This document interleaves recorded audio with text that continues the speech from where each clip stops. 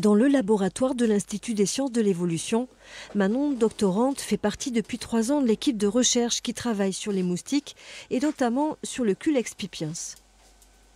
J'ai disséqué des moustiques pour récupérer leurs testicules et j'ai extrait l'ADN de ces moustiques.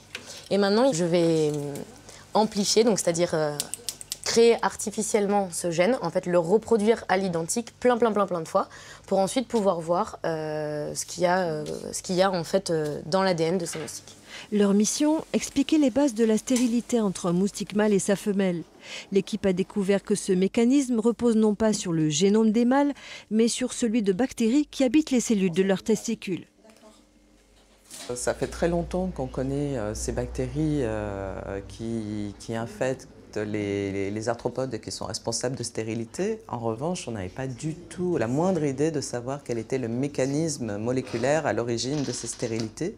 Et le fait d'avoir découvert les gènes va permettre de faciliter l'utilisation de ces bactéries sur les moustiques.